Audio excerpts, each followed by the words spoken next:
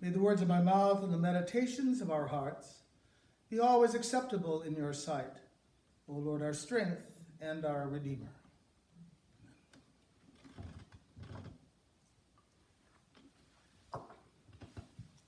In 1884, a book came out entitled Flatland, a romance of many dimensions.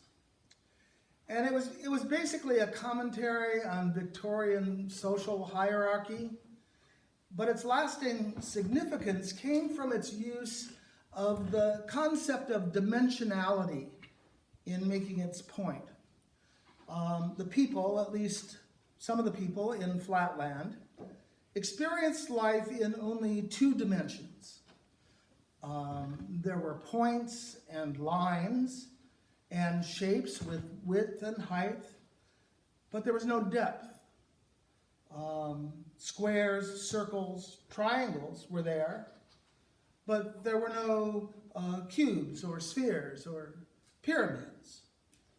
Everything was flat, or at least it was experienced as flat.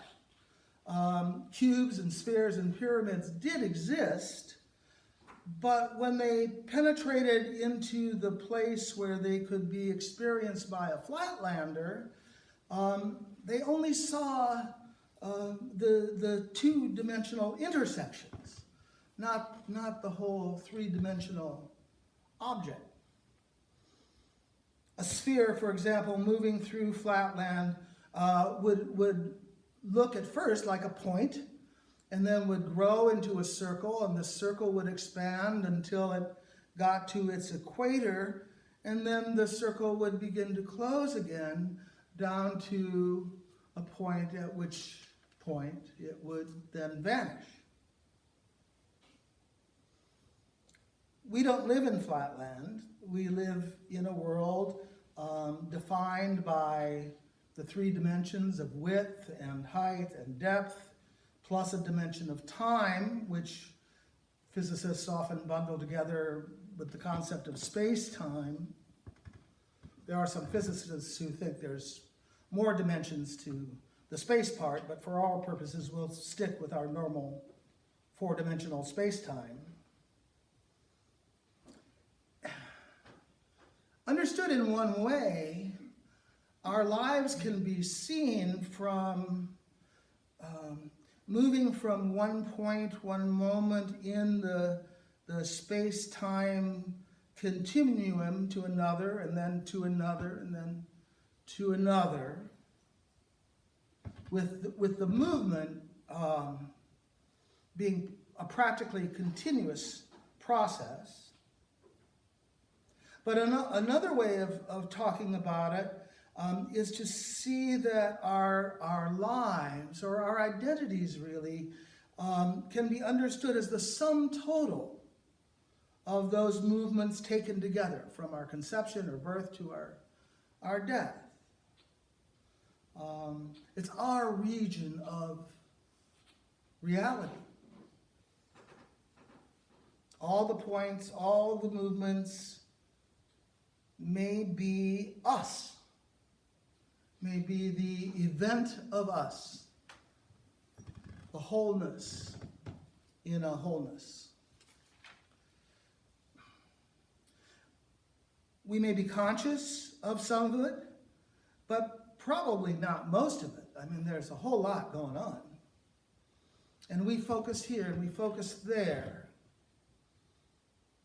But we're always experiencing life from a perspective of three-dimensional space plus time, four-dimensional space-time.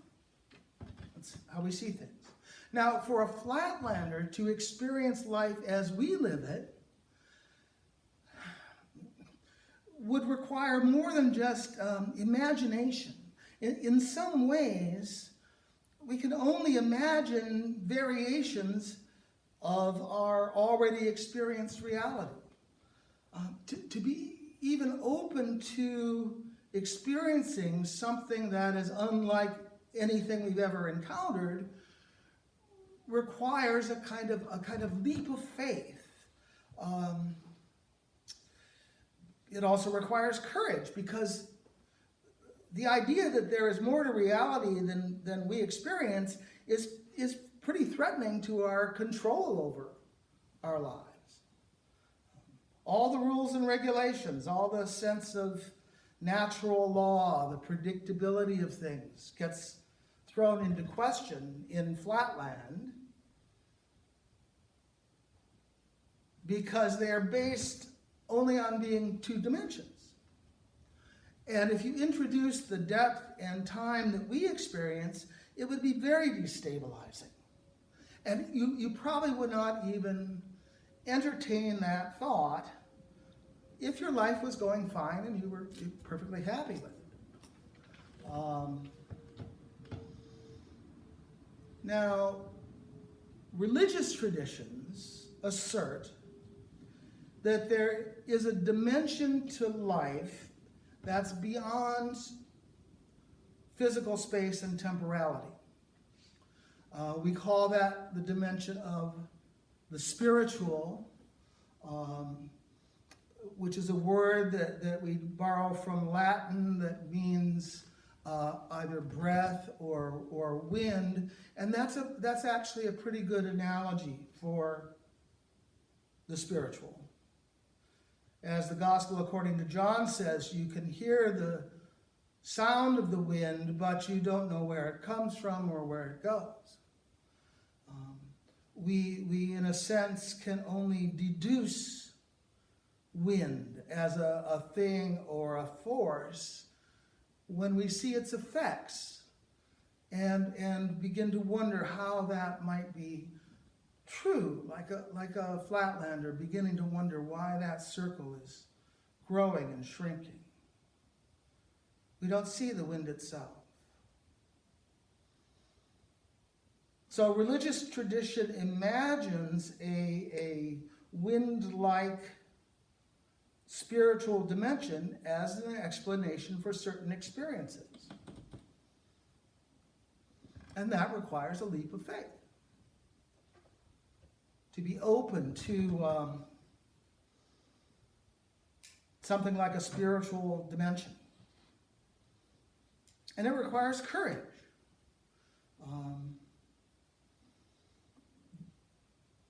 Having other forces, having higher powers influencing our lives can be disconcerting. And usually we need some reason to take on that burden, to take that leap, to make that effort of imagination, to be open to something that we've not experienced. Jesus said it's easier for a camel to go through the eye of a needle than for a rich man to enter into heaven.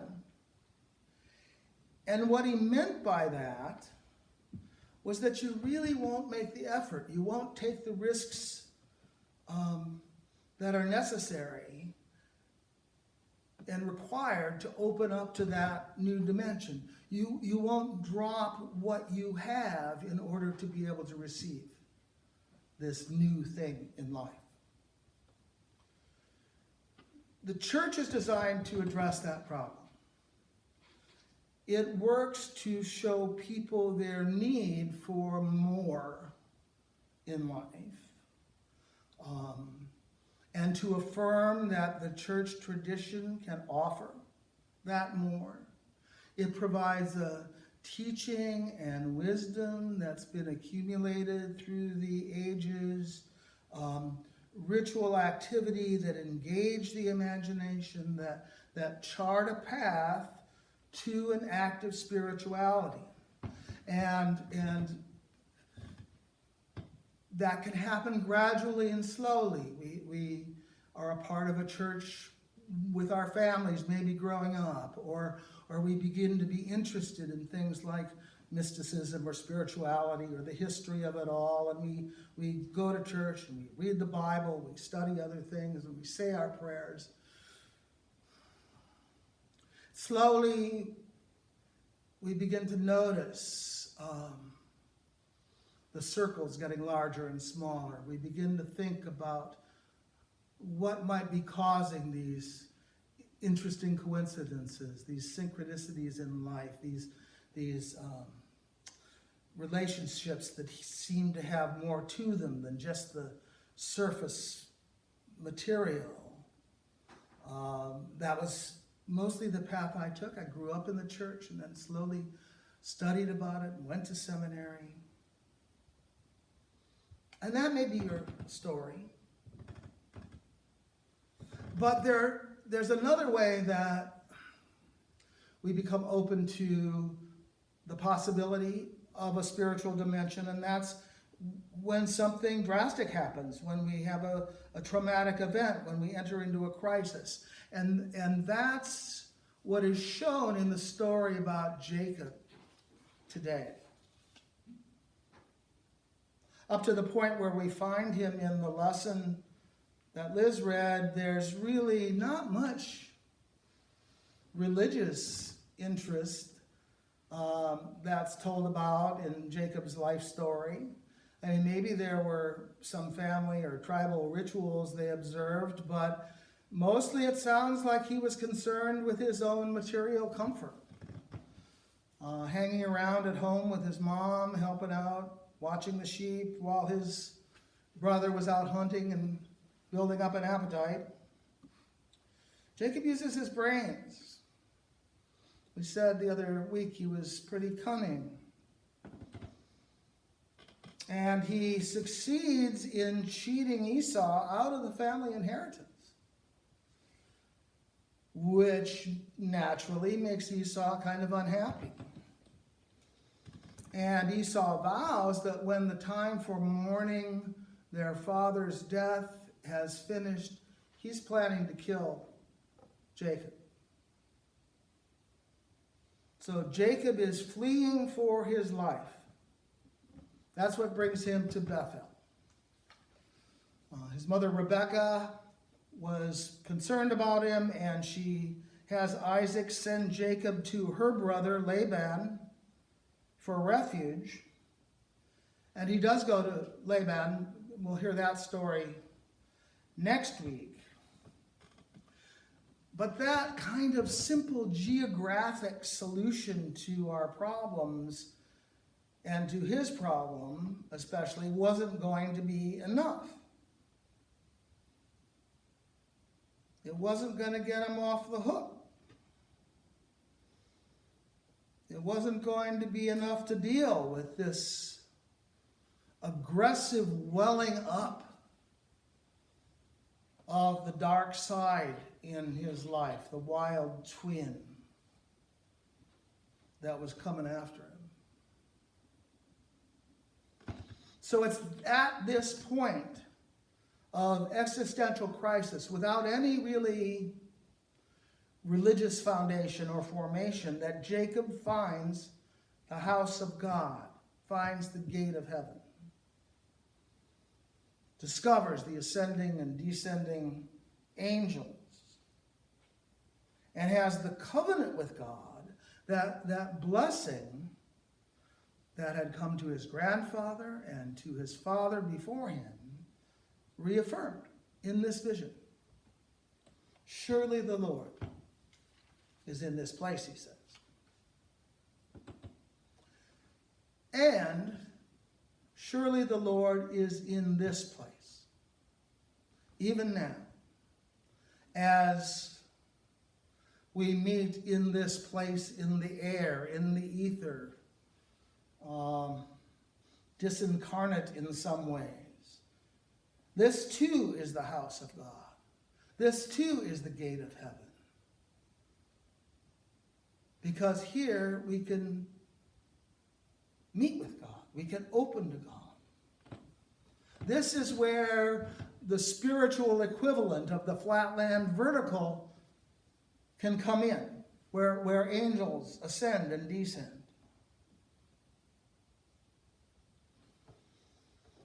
Now, we're always in a place when we find God, or God finds us, because we're always in a place. In fact, if what I said was before was right, we in some ways are a place and a time. And it's a place where we find God. It's not that God is not in any place. It's our awareness of it. If we look at the expanding and contracting circles, if we look at how our lives are in the world,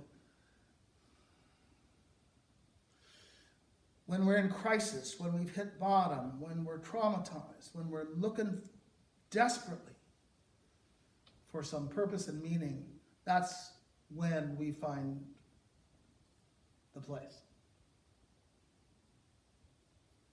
It's not the place or the time that's holy, not the night of the ladder at Bethel or Sunday morning at St. James. The place brings out somehow or allows for the expression of our capacity for spiritual experience. But then that experience in turn sanctifies the place. It's a cycle of spirit and meaning that's inherent in life when you're open to it. It's in places like this that the connections are revealed. The relationship with everything, the interbeing of everything on the spiritual dimension, the wholeness of it all. Connections, relationships, interbeing, and the wholeness that we don't or can't usually experience within the flatland-like limits of our four-dimensional reality. But in these places, with this experience, when we take the leap of faith,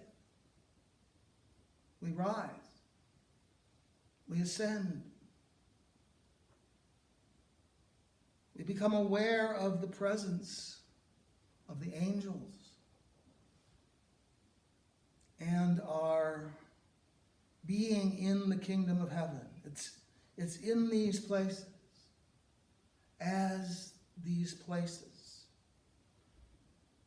found gradually in church or suddenly in crisis, that even in the limits of our space-time reality, we find meaning and true life and love. Thanks be to God.